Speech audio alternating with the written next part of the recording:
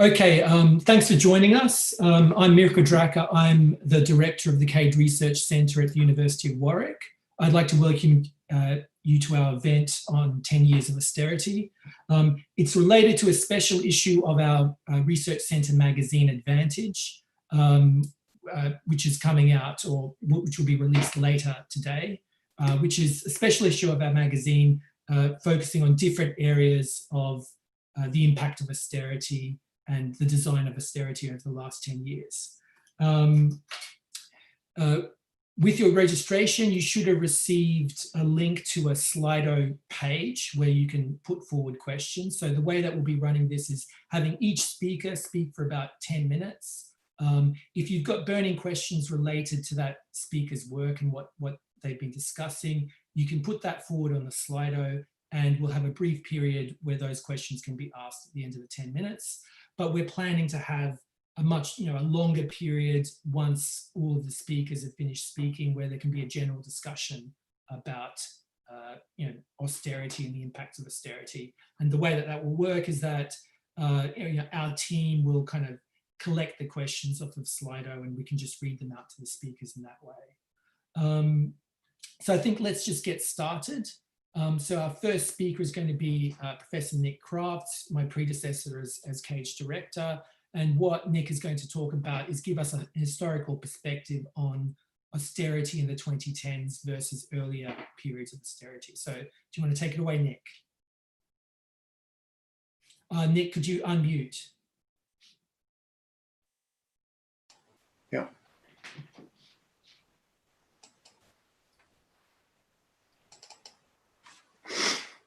Okay, I'm ready to go. And my topic is austerity this time was different. So I am going to compare what's happened in the last 10 or so years with two previous episodes. We'll get to those in a moment. Just before we do, the context of what we're talking about is important, I think, to remember. Let me pick out or remind you that there was a major banking crisis in the years before 2010. That did a lot of permanent damage to the economy, and in particular raised, in the jargon, the structural budget deficit. In other words, when the economy returned to, let's call it full employment, if you will, there still would have been a fiscal problem to be expected. And lots of people, including, for example, the Institute for Fiscal Studies, agreed that this was a potential medium-term threat to fiscal sustainability, that it would be possible to move to a situation where the public debt to GDP ratio essentially had explosive dynamics. So it was widely agreed in 2010 that some fiscal consolidation would be necessary to address this problem. That said, I think there was plenty of space to argue or to choose about the timing of what you did, about the composition of what you did, how much expenditure, how much taxation, what sort of expenditure, what sort of taxes, and so on. And indeed, the extent of the structural budget deficit was probably debatable. So exactly how much fiscal consolidation you eventually might require was also probably up for discussion. The second aspect of the context that I want to point us to. My slides aren't moving.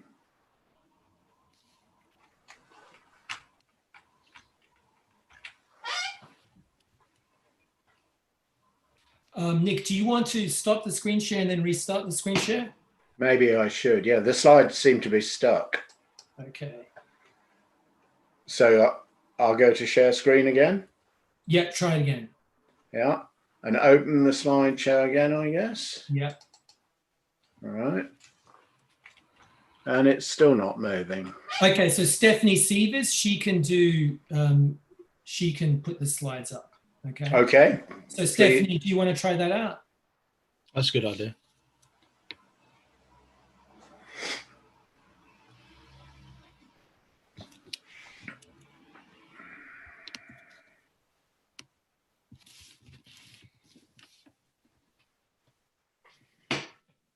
And Thiemo, do you want to get your slides ready in case we just have to redo the order?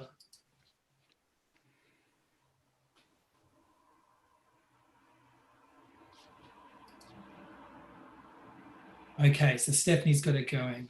Okay, and I'm ready to go to the next slide, All right, Stephanie. well done, Stephanie. Thank you. Yeah, thank you. So the other thing we need to remember about the context is that productivity performance has been very disappointing since, in fact, 2008. Very little labour productivity growth in the economy.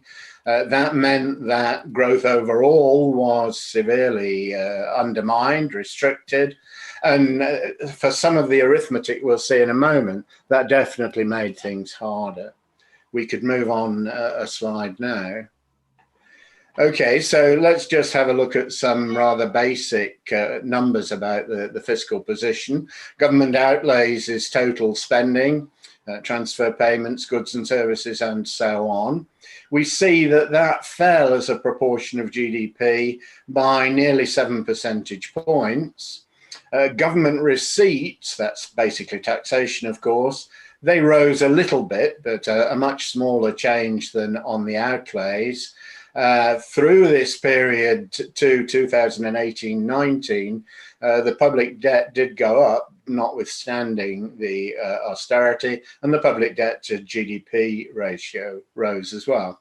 I think a natural comparison that people might make is with the Thatcher period, and that's in the middle of this table, the 1970s and 1980s. I've chosen 1981 too, for a reason which will become apparent in a slide or two's time. But just going to 1987-8, that's the 9-year marker, equivalent to the 9 years up at the top. After 9 years there, government outlays were about 4 percentage points of GDP lower, and taxes were just slightly lower as a proportion of GDP. In those days, following the inflation of the 1970s, the public debt was quite small relative to GDP. In the 1930s, that's another comparator that people might easily think of for the recent past. Well, we noticed there that government outlays actually went up between 1929 and 1933, which is just after the foot of the depression in the 1930s, and then rose subsequently, while government taxation actually went up by rather more in the early part of the 1930s. In the 1930s, following World War I, the public debt was still very large relative to GDP. So I think we can see from that these nearly 7 percentage points of GDP fall in government outlays is unusual, or more, if you will, than those two previous occasions. We can move on at this point. So what I'm going to argue about the historical comparisons is that the austerity of the 2010s lasted much longer and was a bigger fiscal squeeze than was imposed either in the 1930s or the 1980s. The historical literature would tend to measure that by what it calls the cyclically adjusted budget surplus, that will pick up discretionary changes in the fiscal position, of course, assuming that there is no major structural shock to the economy, such as the financial crisis. And the starting point then that we'll see in just a moment reflects the shock from the banking crisis. So if we move on one from now, there we have this concept of the cyclically adjusted budget surplus. It's a guess, if you like, or an estimate of what the budget position would look like if the economy were fully employed. I've put the famous names up at the top of Chancellors of the Exchequer. The political aficionados will know that other people were involved. So Snowden preceded Chamberlain, and you probably won't know, but Sir Julian Simon had succeeded him by 1938. Howe was followed, of course, by Nigel Lawson, and George Osborne left office in mysterious circumstances to be replaced by Philip Hammond. In the Osborne-Hammond case, we see that this budget surplus, this discretionary change in fiscal position, amounted to about 6 percentage points of GDP, just over 6. The equivalent in the 1980s, the squeeze there stopped in 1981-82, and the budget surplus cyclically adjusted changed direction after that. That was 5.3 percentage points. And in the 1930s, 0.4 became 4.2. That was about 3.8% of GDP. And you can see after 1933 and after 1982, the cyclically adjusted budget surplus moved actually into deficit in each case within a few years. So on we go. After 2010, as we already saw, government outlays relative to GDP fell by much more than government receipts to GDP increased. This leads to a very interesting statistic indeed. Total managed expenditure per person in real terms. 2000, that's, if you like, the total of government spending, a particular definition that the Treasury uses.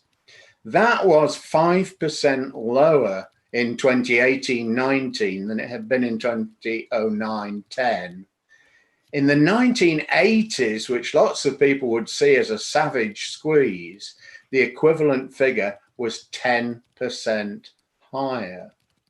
The interesting feature, of course, is that the economy in the 1980s, after a severe recession at the start of the decade, actually grew pretty strongly over the next several years, which we didn't quite see this time around. So looking at those numbers on the next slide, this is what we see. There's the total managed expenditure and that 5% fall per person. And we can see that that affects both public services and social security payments. In the 80s, there were a lot of social security payments. The unemployment of the period accounts for that. We notice, though, that expenditure on public services actually rose between 1978-9 and 1981-2. The bottom row, of course, should be 1987-88. It was corrected on my set of slides, but you've got an original from last week, so I apologize for that. We could explore that detail more, but I don't think time allows, so let's just move on to the next slide, which reminds us of what the productivity puzzle involves, although the productivity slowdown. The Office for National Statistics describes it as the difference between where the economy got to compared with what you would have expected, this is for output per hour worked, if the pre-2008 trend had continued.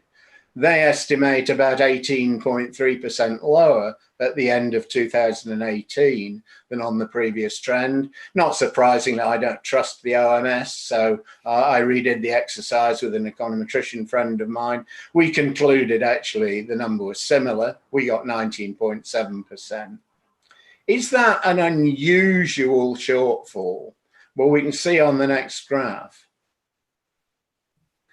What I did on this graph is just to compute what you'd have estimated the trend would be at any point in the past, using basically a Hodrick-Prescott kind of method, and then looked at, if you'd believed that on the year in question on the graph, what would GDP have looked like 10 years later compared with what you would have guessed if it had been on trend.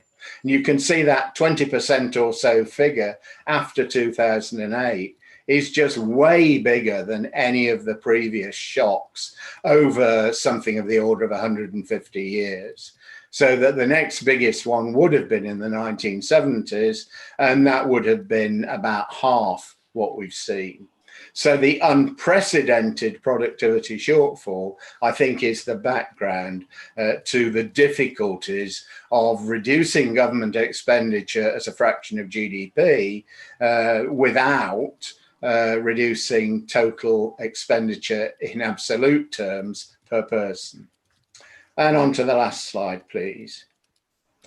Okay, if this has been a very long and rather severe fiscal squeeze, which has affected public services so strongly, it's hardly surprising that voters, we tend to believe, have had enough of austerity.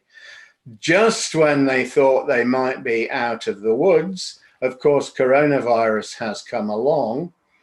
It seems quite likely that the aftermath of COVID-19 will be a return to a bigger structural deficit. It seems quite likely there will be permanent damage to the economy. Adjustment costs will be non-trivial. At the present, we're an awfully long way away from a budget surplus. This is going to be a difficult fiscal repair job. I leave you with the thoughts that what the government will really want to do is force interest rates down and force people to hold government debt at very low interest rates. We did that in the 1950s. It's not a new recipe. I think its time has come again, and we call that recipe financial repression. Okay, so thanks a lot, Nick. Yep, sorry about the slides sticking. That's okay. That's a nice way to end it. I've got some questions, but I think they're best left to the discussion at the Okay. end. So we'll go straight to Thiemo. So Thiemo, do you want to unmute and try and share your slides?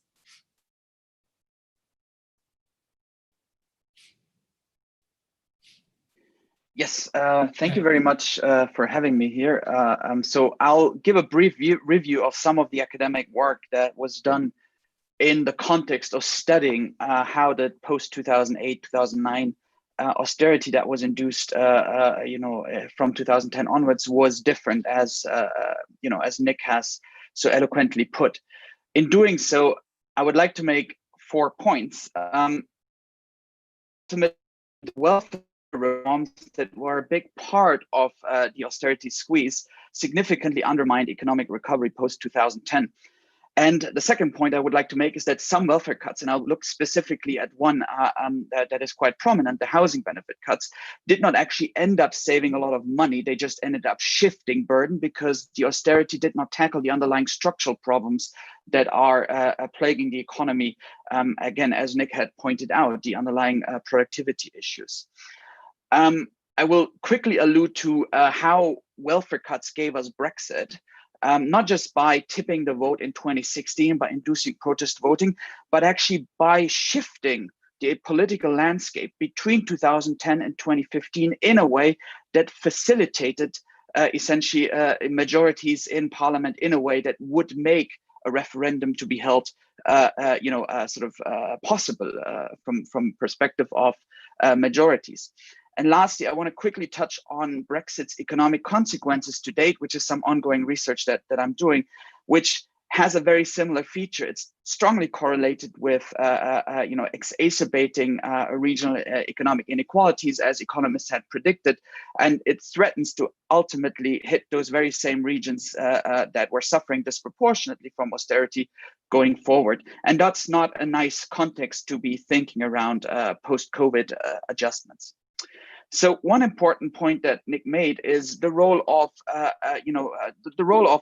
the design of austerity was a political choice. And this picture is a very nice summary of some of the political choices that were involved. We have 3 curves. They're plotting out spending per capita in real terms. So both population as well as inflation is accounted for across 3 main spending items or categories. We have pension spending, education spending, and welfare and protection spending. And what we see quite clearly is that relative to 2010, welfare and protection spending declined dramatically by around 16% vis-a-vis, the 2010 obviously peak in the wake of the direct fallout of the global financial crisis. We also see notable drops in real spending on education, but a steady increase in spending on a state pension mostly, which highlights at some level that the composition of government spending that is sort of most directly, benefiting, distinct population cohorts became significantly more age biased. And that is an electoral or political preference. It's not something that necessarily economists would have advised the government to pursue. So government spending, public spending has become much more age biased in a way that was a political choice. Now, what is masking behind this drop of welfare spending of about 16% in real terms per capita?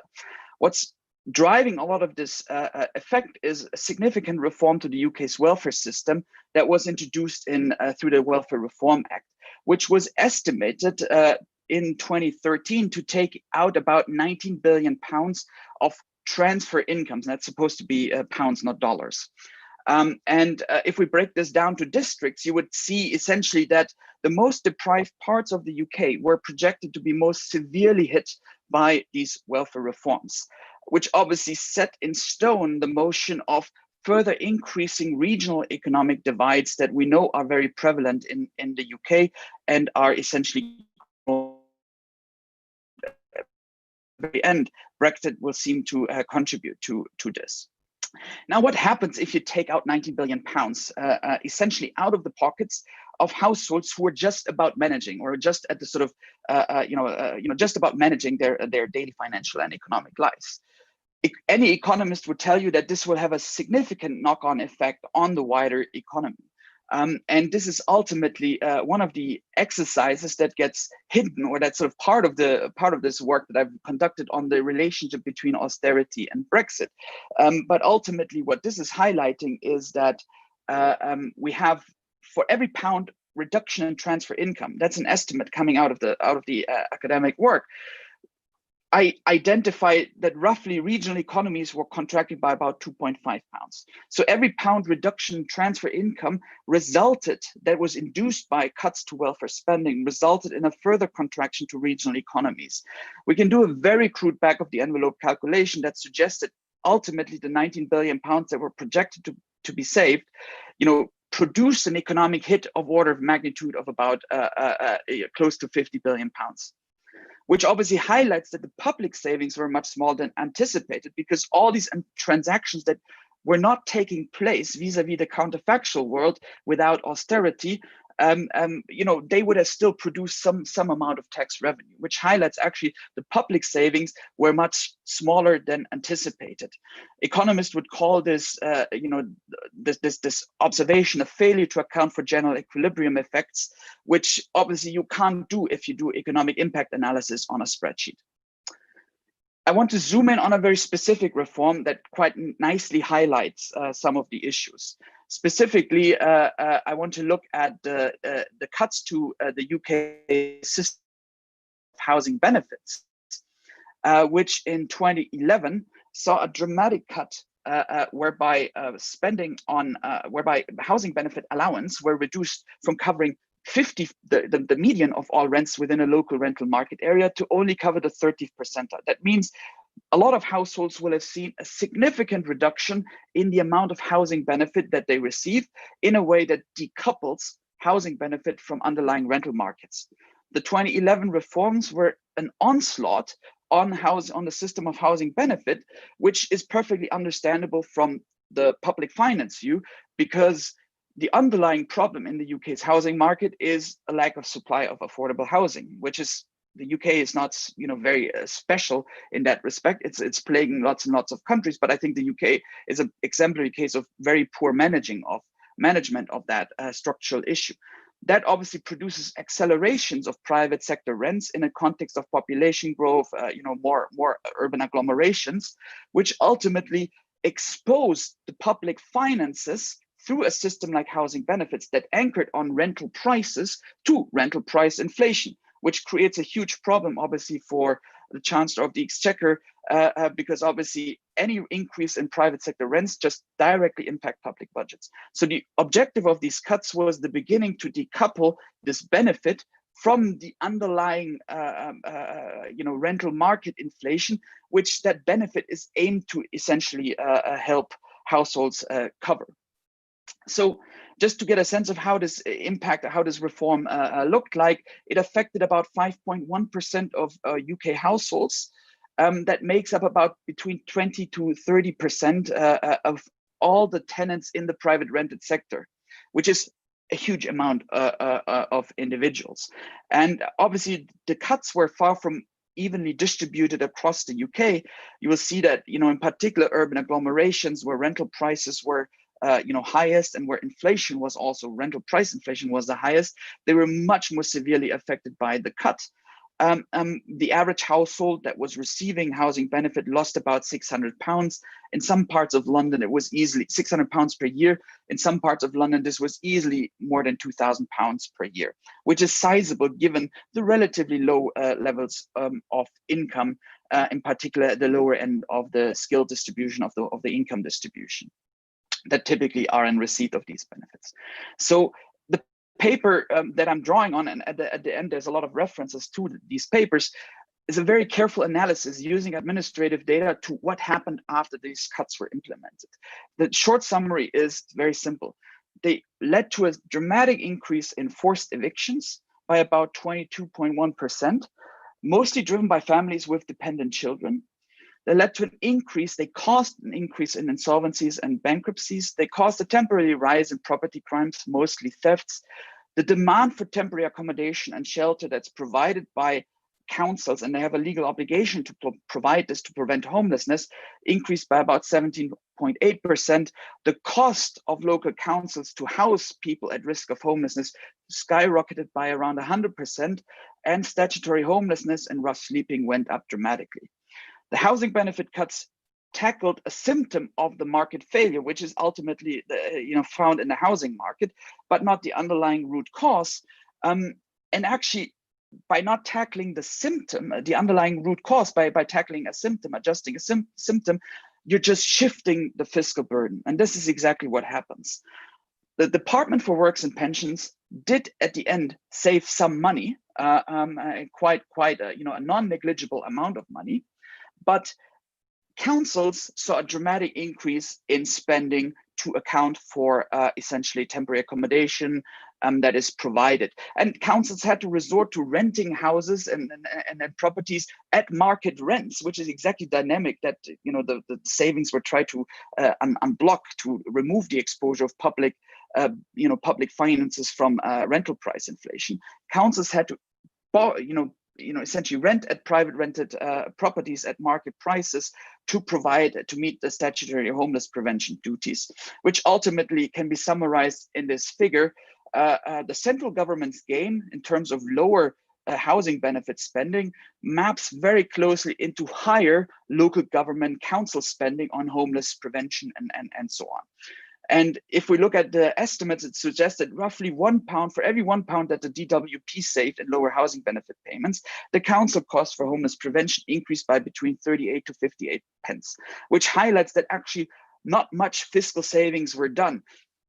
And that is ignoring all the pain and all the social costs that ultimately in the future will translate into economic costs that result in households being displaced, children losing their, possibly having a disruption in their educational careers and whatnot, which highlights this was just very poor economics, because it was a cut that was not tackling, not even having the possibility to tackle an underlying market failure. So it was just about shifting burdens.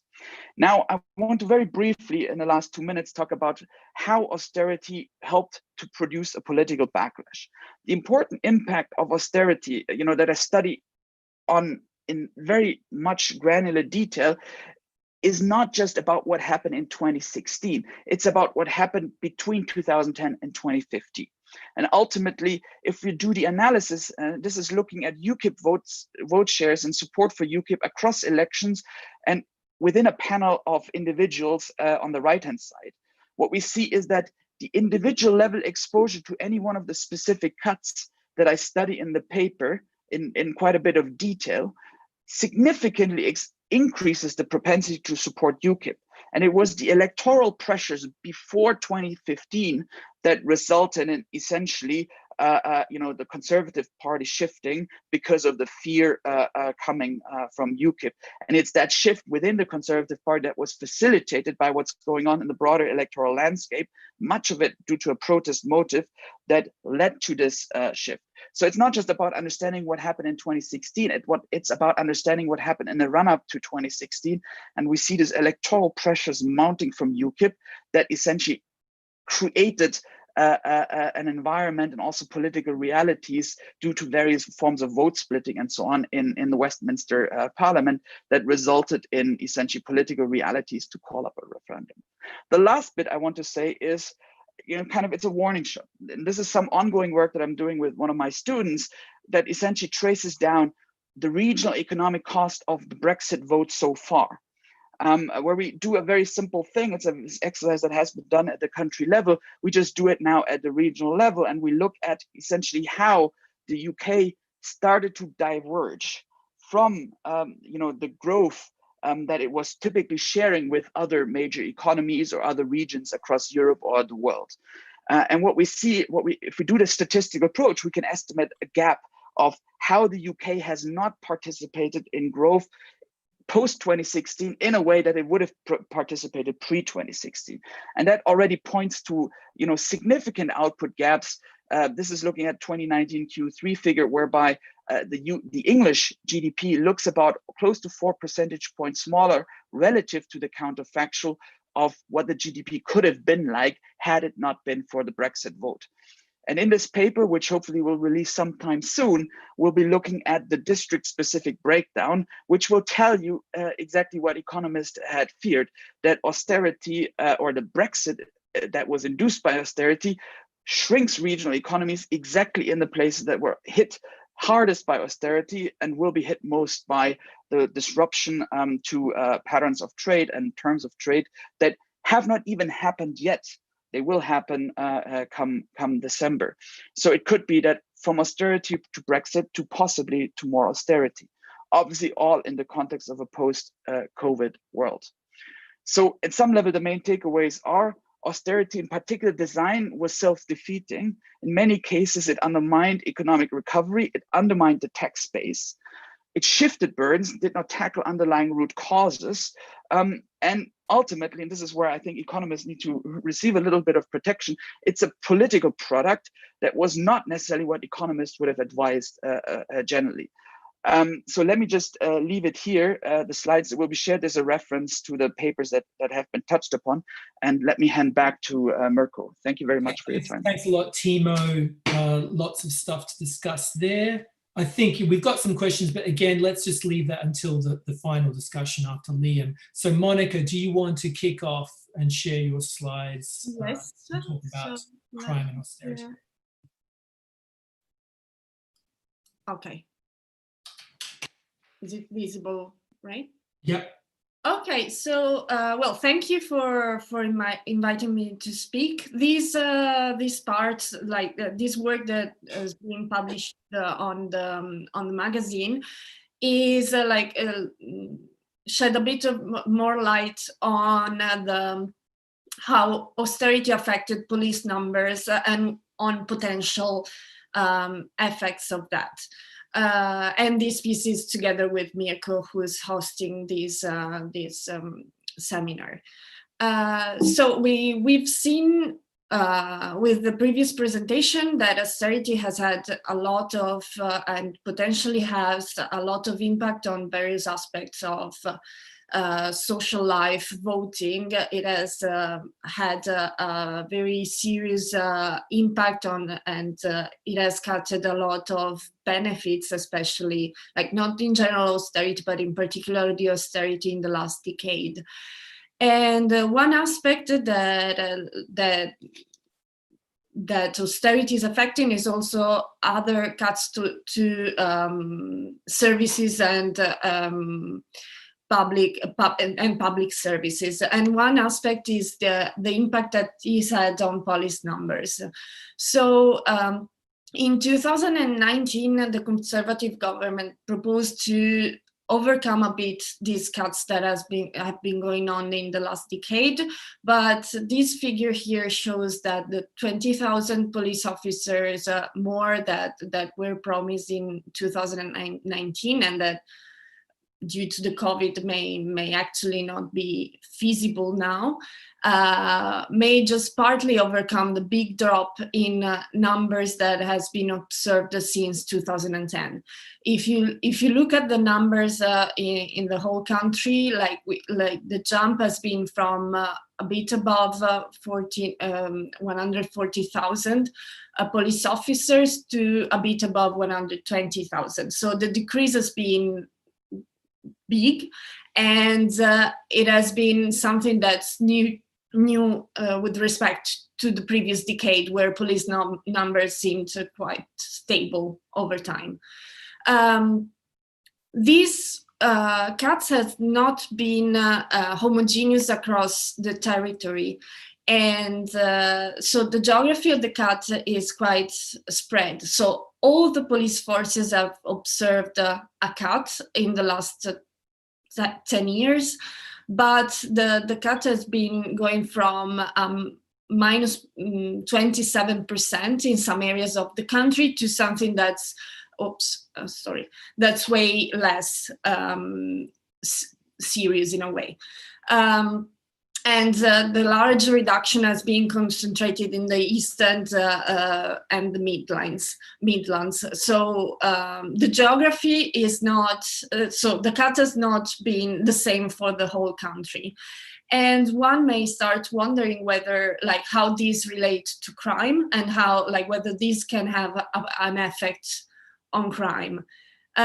So one first thing that one wants to look at is whether, like, where these cuts have happened. And we gave in the previous slide a name to the areas where, like, the cuts have been higher. But let's look at how the cuts like compare to the level of the initial level of violent crimes. And if you compare the two series, so the initial level in violent crimes and the change in the police per capita over the last decade, you can see that there is a negative correlation between the two. So it seems the case that the cuts have been bigger in areas that had higher levels of, this figure is about violent crimes. You would observe a similar figure if you look at property crimes. So there is this positive correlation that can be worrisome. Of course, this is not a causal relation. So there might be other factors that play a role. So one step further from there is to look at how crimes have evolved over time, because maybe one factor that plays a role in the previous correlation is that areas that used to have a very high level in crimes are areas that have also observed a reduction over time. If we look at national rates, we can see that there's been in the last 15 years 15 to 20 years, a quite steady decrease in the number of property crime and in the proportion of property crime of the population. The same has happened, which is the red line, the brightest line in the graphs. The same has happened for violent crimes up to a certain point in time, because after 2003, the trends for violent crime flipped. And after a decade of decreasing violent crime, there has been a quite big increase in the last 5 years. And it's way clearer if you normalize the levels at the beginning and you just focus on the yearly changes, which is what we do in the right-hand side graph in this slide. So because the timing of these rise in violent crimes is more or less the time of the austerity, one may start wondering whether austerity has played a role in explaining these. Though, I mean, the question is still open, so we're not giving a clear answer with this presentation, but because there are a lot of factors that needs to take into account. One other thing is whether this is something that's common to European countries. So it's something that is affecting the whole continent in a way.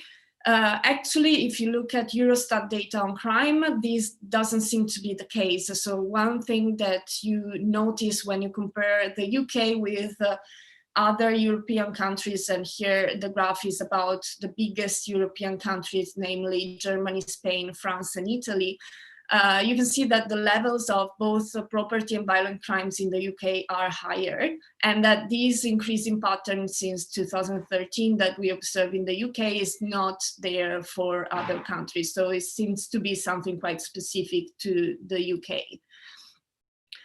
And okay, so this situation is somehow unique in this, at least in this part of the world. And so is the change in violent crimes that we observe related to the change in police officers? If we limit ourselves, as we do in this graph, to look at a simple correlation between the two changes, it doesn't seem to be a clear relation between the two. So the correlation is not very strong, though there are some areas where the situation seems to be quite bad, in the sense that the violent crime has increased quite a bit, and the officers per capita have decreased. So this is a simple correlation again, and it shows that there doesn't seem to be, so the relation is there in levels that we've seen before. In changes, the relation is less clear, though there can be reverse causality issues, because of course the decision of putting many or fewer officers in a place is of course not a random decision, and is led also by the criminal rates that the area is observing. So to summarize what we have looked at with these graphs, we have that austerity policy has meant a big decrease in resources for the police, and a big decrease in the number of police officers that have been patrolling the streets and providing police services. One other aspect of the austerity policies that has been highlighted by the previous presentation is that these have led to a great reduction in benefits.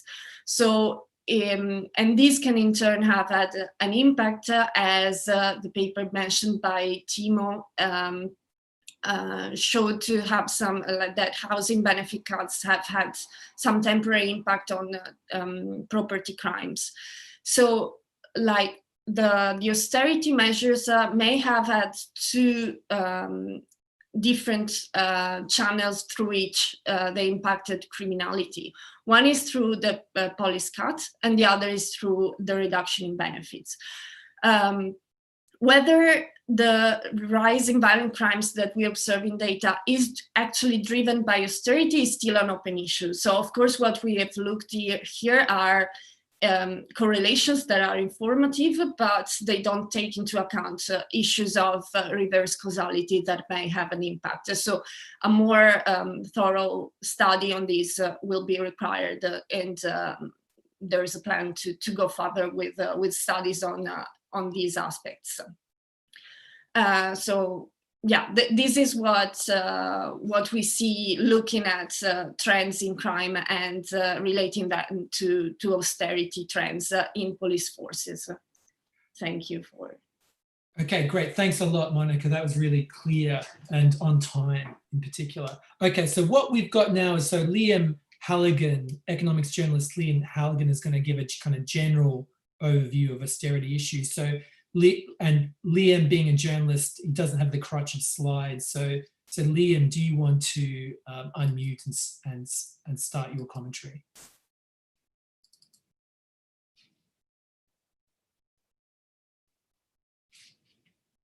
Are you unmuted? Oops, so you've still got to unmute, Liam.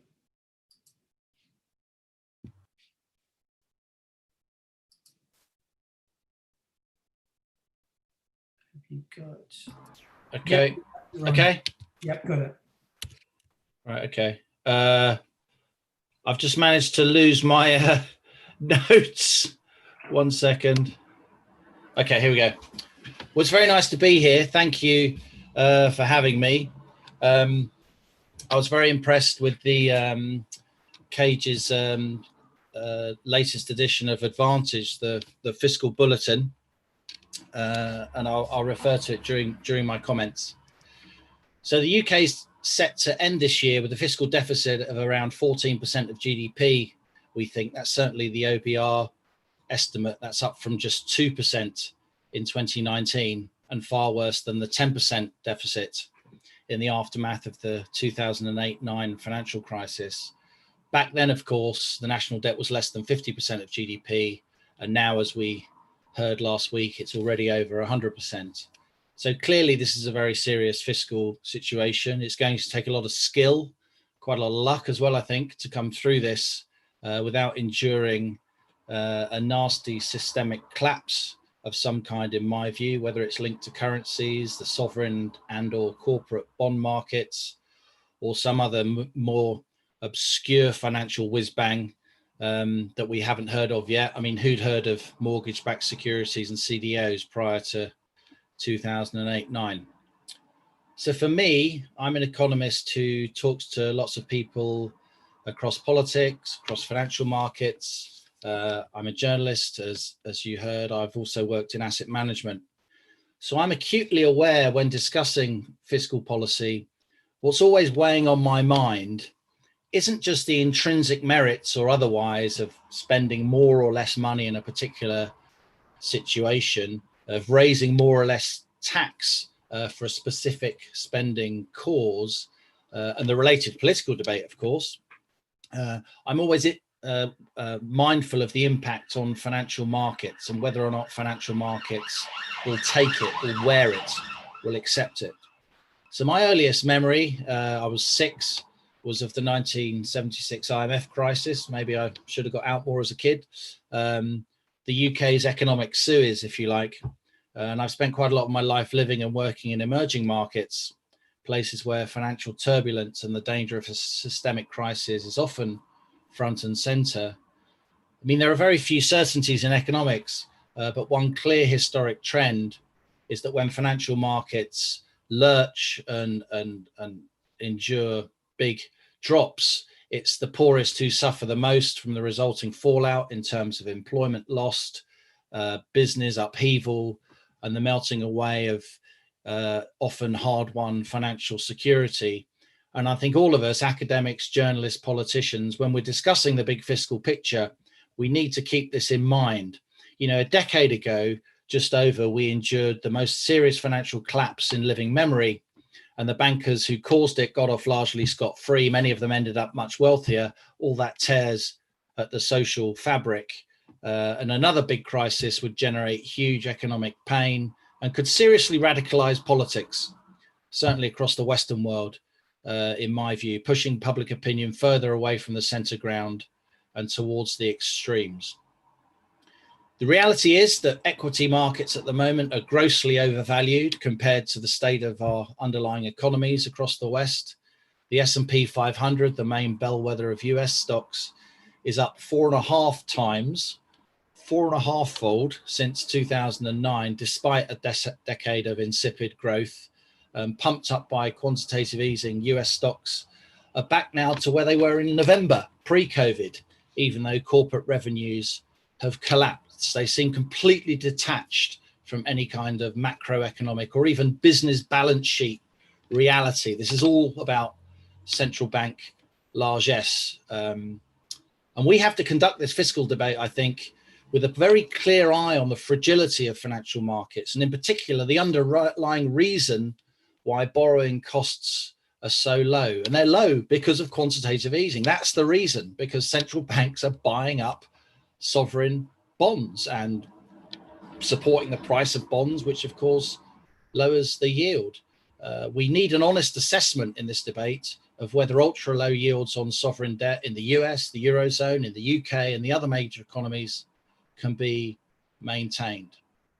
Now, the hope is, of course, that we can emerge from this COVID crisis without permanent economic scarring. I think I've heard the word hysteresis more times over the last 2 years than I did over the last 2 months, than I did during my 3 years as an Warwick's economics undergrad back in the late 80s and early 90s. And back then I avidly read Layard and Nicholl in various volumes and religiously attended Steve Broadberry's lectures when hysteresis was, in terms of economics, a very, very fashionable concept. What's clear, as Gemma Tetlow argued in the Advantage document, is that if the current crisis does cause permanent economic damage, annual public borrowing is likely to remain elevated for a long time. I agree with that. So how are we going to cope with debts of 100% of GDP plus? The right answer, of course, is a combination of growth, some inflation, hopefully not too much, as long as it doesn't get out of control, and a fiscal mix that's prudent and pro-growth without being overly restrictive. The wrong answer, in my view, to cope with 100% of GDP plus debts is what is now, certainly in my experience, among politicians, actual policymakers at the highest level, a kind of silent consensus, the notion that it's different this time because interest rates are all ultra low. It's about debt service payments, not the overall size of the debt. In my view, it's different this time.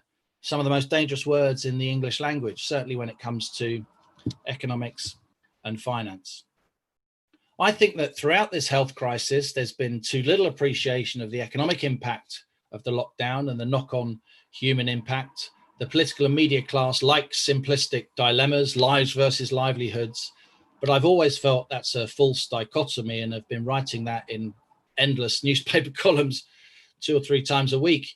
While easing the lockdown too early would, of course, have been reckless, easing it too late is also costing lives now, I'm afraid to say.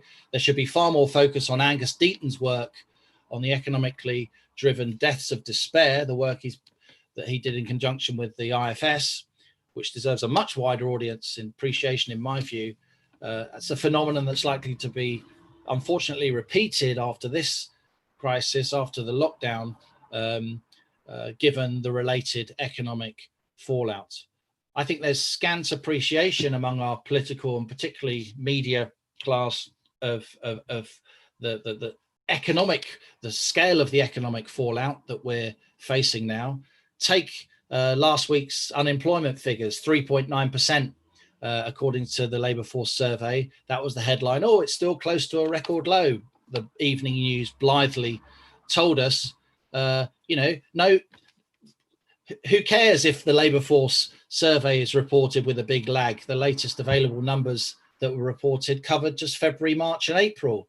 That's a 12-week period, only 5 weeks of which were during the lockdown. So most of that was pre-COVID, if you like, or that the more timely claimant counts, still a very close proxy of unemployment, despite the inclusion of some in-work benefits now. That claimant count went up 126% in just 2 months, which is astonishing. It's pretty clear if you look at the PAYE data, if you look at the plunging vacancy rates, if you look at some of the flash estimates, which are all publicly available, and many of them are official numbers, but if you piece this together, we're already at 9 or 10% unemployment, in my view, and it brings me no pleasure to say that. That's certainly the conclusion that John Philpott and I came to when we went through the evidence that we could find in the public domain last week. John, of course, being the former head of the Employment Policy Institute. Plus, of course, there's another 9 million workers, well over a third of the workforce approaching a third of the workforce who are on furlough. How many of this 9 million will lose their jobs as government assistance is withdrawn over the summer and due to end entirely, of course, in October? Well, if a quarter of those furloughed workers lose their jobs, and that's the estimate that stems from the latest surveys of business leader opinion, then we're looking at unemployment of around 15, 16, 17%. And even if just a fifth of furloughed workers lose their jobs, which is a more optimistic outcome than suggested by most surveys of business leader opinion, we look at an unemployment rate which is still truly shocking in the mid-teens. Now, Gemma was right when she argued in the Cage Bulletin that the UK state, the role of government, could well be reshaped forever as a result of this economic lockdown.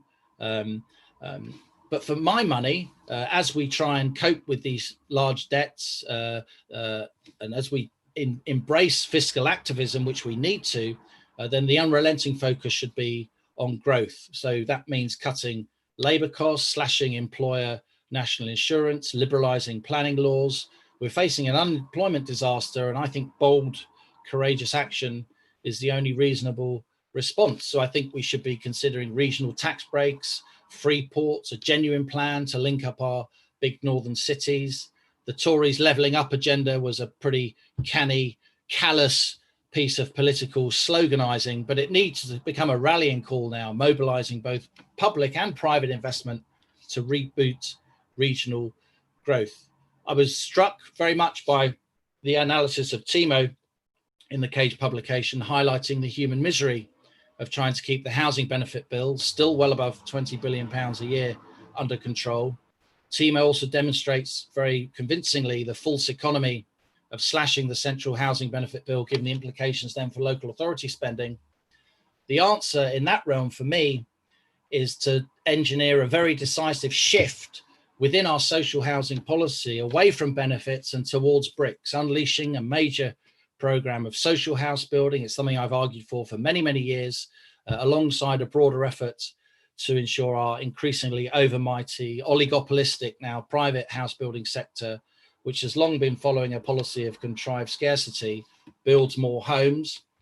In my latest book, Home Truths, I argue there's no way we can build 250, 300,000 houses a year without a big increase in social house building. We're still building just a few thousand social houses each year, despite a homelessness epidemic, chronic overcrowding, and a waiting list of over 1 million. That's a disgrace. The main reason is a lack of affordable building land, preventing local authorities from launching new development in a cost-effective manner. We can combine public and private money to build more social housing, channeling institutional cash, pension plans, insurance company money. There's a huge amount of it knocking around, desperate for yield, being channeled into negative yielding gilts. That should be moved, a lot of it, into a long-term asset generating a regulated income. Social housing could be, while providing a vital public service. To sort this out, you need to solve regulations surrounding land sales, in particular the 1961 Land Compensation Act. This may sound like an arcane diversion from the fiscal debate, but take it from me, there's a very active discussion going on about that particular act within the broader discussion about planning law, some of which has come up in the into the public domain. That debate's taking place in Parliament at the highest levels of government right now. And in my view, house building, the promotion of building for sale and social housing should be a major part of the government's response post-COVID. It's a pro-growth policy. The recovery from the 2008-9 slump was the most tentative recovery in the UK history. It was also the only recovery from recession in over 100 years that wasn't associated with a serious uptick in house building, and the veracity of those two statements is no coincidence. Okay, Liam, I think we will leave it there. I think that's an interesting kind of place to leave it. And what's the name of your book again? It's called Home Truths. Home Truths. Okay, got it. Okay, so could you just allow me one more paragraph, please, okay. Mirko? Do you mind? Because my final, I'll go to the end. I mean, the main point I'm trying to make here is that, yes, let's have a discussion about fiscal policy. And of course, Nick is allowed to use the phrase, it's different this time, because he's right when it comes to this latest austerity we've seen. Though we went down to 36% of GDP government spending, that's still higher than it was in the late 50s and 60s, the late 80s, the late 90s. My point is that rather than the absolute level of government spending, which there are many different ways of that being the correct level, wherever it is. My point is that we have to have this discussion about fiscal policy, mindful of the fact that the only reason interest rates are ultra low is because central banks are still massively expanding their balance sheets. There's a kind of silent, a sort of galling silence on this issue among the economics profession. And you can't keep expanding central bank balance sheets. In the end, it will go wrong. And the longer you do it for, the bigger the more damaging the eventual financial collapse will be. So let's have a discussion about fiscal policy in that context. Thank you. Okay, so thanks, Liam. And I think we're spilling over to extra time, but that'll just contain the questions. So I'll just take some questions off of the Slido. So we got a question. So Nick, if you want to unmute, I think you'll probably take the lead on this. Is how do Nick and the others evaluate the Alesina argument that fiscal consolidation based on expenditure reduction improves future growth compared to tax increases? So that's just a kind of fundamental question about this debate about expenditure reduction versus tax increases. How do you summarize that, Nick? Well, I think the really interesting change in fiscal economics in the last 10 years or so has been the claim led by Alesina that multipliers are much bigger for tax changes than for most expenditure changes. Whether or not that's right, that is his claim, and it's getting quite a lot of traction. The only period I know about with regard to that is the 1930s, where that is exactly what the literature says. But this is highly debated, contested territory in which get 10 economists and there are probably 12 estimates of the fiscal multiplier. Great. Anyone else got anything to add? Liam, have you got any view on that? I can kind of guess. Well, I think in writing this latest book, I read quite a lot of, obviously not the amount that Nick's read, but about that period, about the 30s, and as well as multipliers on tax reductions. House building again was absolutely key in getting the economy moving, and if you're going to tackle big debts and avoid inflation as much as you can, you need growth. And I think it's a very pro-growth policy, particularly after a lockdown where the limitations and inadequacy of a lot of the UK population's housing has been brought very much to the fore and is very much on people's minds. Okay. All right, so we've got another question here, which I think kind of relates to sort of what Thiemo is revealing, right? So it's about, it's from Andrew Oswald actually. So it appears that for fairness and efficiency, we need to greatly raise taxes on the old. How would that be best done in the panel's opinion, right? Well, firstly, I think, do people think that that's an area where kind of tax needs to go or kind of revenue increases need to go? And are there any ideas out there for doing that? Does anyone want to take up that question? While they think, Mirko, surely the obvious thing also to do is to tackle the issue of how much we're spending on state pensions, where it really does seem hard, I think, to justify the triple lock. And some of that, I think, probably needs to be unpicked. That, I think, links to Thiemo's presentation earlier with the difference in what happens to pension spending over 10 years compared with other aspects of welfare spending.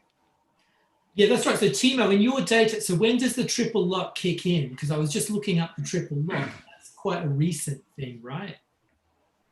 No, I think the triple lock was one of the first things that was implemented by the coalition government. So that's why actually you had this decoupling from, this is a policy that I think no sane economist would advise, that it's good to uncouple kind of a transfer from its underlying base on which the tax revenues are generated to pay for that transfer, which is ultimately productivity growth, or in that case wage growth.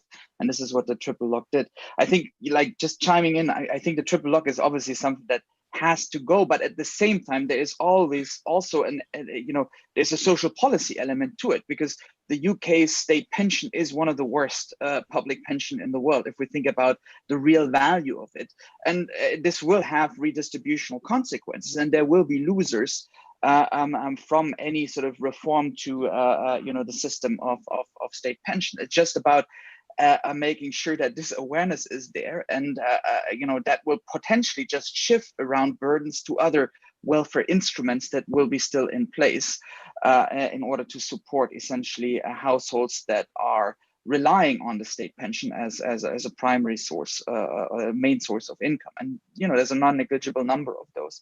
But I think the triple lock is obviously, it's just a bad policy instrument because it undermines the underlying tax base on which the revenues are generated, and thereby creeping into essentially squeezes that have to be implemented in other sectors in order to maintain that triple lock. So it's a very, very bad policy instrument, because it encroaches on other public spending priorities very easily in a way that's quite distortionary.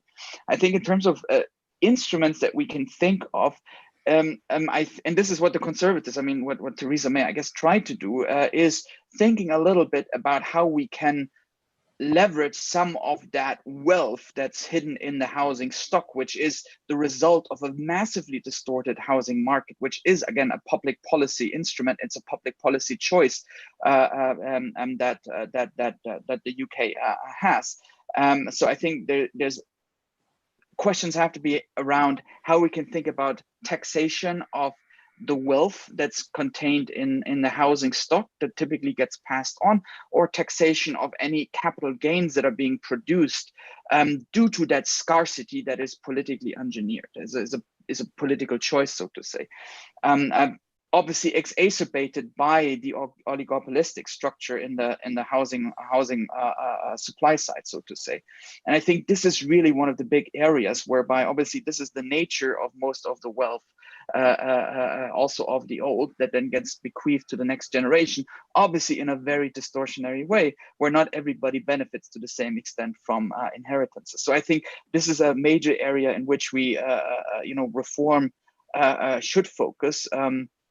Also by de-skewing the way that people allocate money into assets, again, where the tax treatment is a particularly important one to think about. So I think this is probably very easy ones.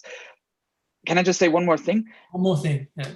The one more thing is we should think of, the ideology behind austerity on the spending side is about essentially getting people to think hard about efficiency gains.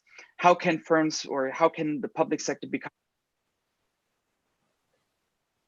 Oh, we've lost your audio. Sorry, I think I was just muted for a second. There's an efficiency gains that might be brought out by scarcity. Any economist would tell you this. But I think we're transforming the way that the government sector, the public sector, can complement private sector growth, for example, by things like open data platforms and so on, generally, that have very little to do with the underlying sort of resource issues, so to say. It's just about how public policy is done. Scarcity is not the only policy instrument to produce efficiency gains. That's a short question. Okay. Short Okay.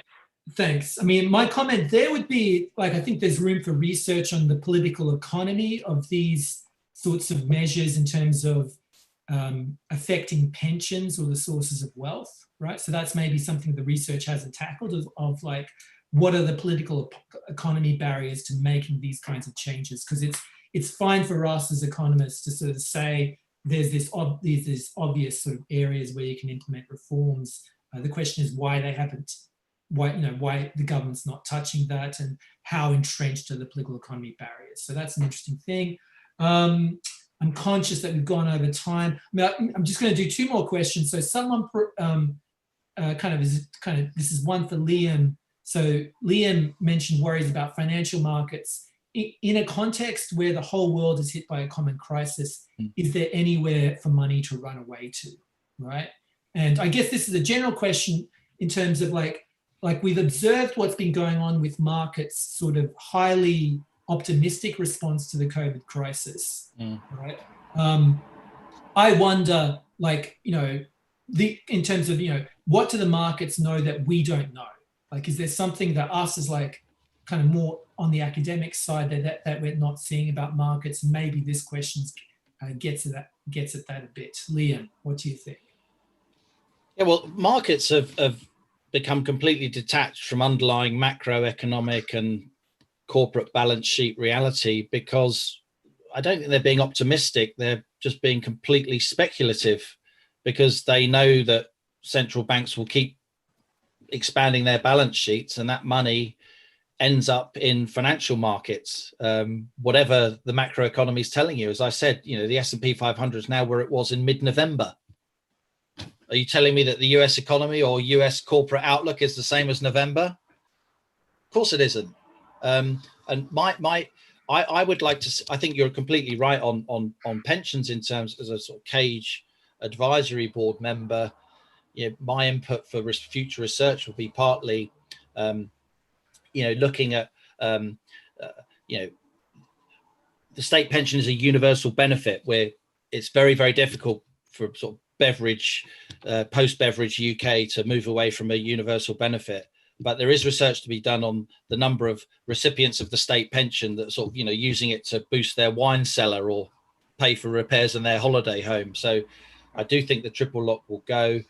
The head of the Treasury Select Committee in the last hours said that it will go. And I do think there'll be a removal of some higher taxpayer relief on pension saving. But on the to the question of financial markets, we have to have a really close look, because academia does, because no one else is incentivized to, at quantitative easing in a historic context, where it ends up. Look, most journalists' view and most politicians' view of quantitative easing is driven by the writings of so-called city economists, who have every incentive to keep saying it's great. As I said, we've gone from 50 billion to 745 billion QE program in this country. And everybody, conventional wisdom is, oh, it's fine. But I don't think it is fine. I think it's a major policy error that's going to go wrong. And I think that's what a lot of the history shows. When it comes to the future of the UK in a world where everyone's doing this, it becomes like an ugly contest, and you don't want to be the most ugly person. We all know that the US will win, because whatever you say about Trump, whatever you say about the rise of China, it's still the most, formidable economy in the world under many definitions, particularly because it prints the world's hard currency. So the US is sui generis compared to us. We are not a reserve currency. We could easily endure a currency collapse if we do too much of this stuff. And if we keep having discussions about fiscal policy that assume that interest rates are going to stay ultra low forever, this is some kind of new paradigm, we're not having a responsible discussion about fiscal policy. Okay, so thanks, Liam. So I think we'll start to wrap it up. Like what I get, I think some of the, if I was a journalist watching this, one headline might be, academic experts recommend we cut pensions, or like that there is, if I was writing an opportunistic headline, this is one thing, right? So it seems like, one result of this discussion is that we've identified, abstracting from the more politicized debate about austerity, so this missing area of kind of revenue or collection or a kind of expenditure reduction in terms of pensions, right? So that seems to be a kind of future area for this kind of post-COVID era of kind of fiscal policy. And then the other aspect would seem to be housing, right? Tackling structural reforms in the housing market. We've got like there's a general question of, was austerity worth it, right? Has anyone got a pithy one line? If we look back over the last 10 years of austerity in terms of the gain, whatever, the fiscal gains of austerity, the net benefits of the policy, has anyone got a pithy one-liner or a decisive view that they want to put forward?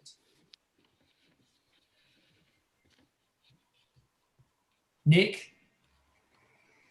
I have very mixed feelings about this. I suspect probably many people do.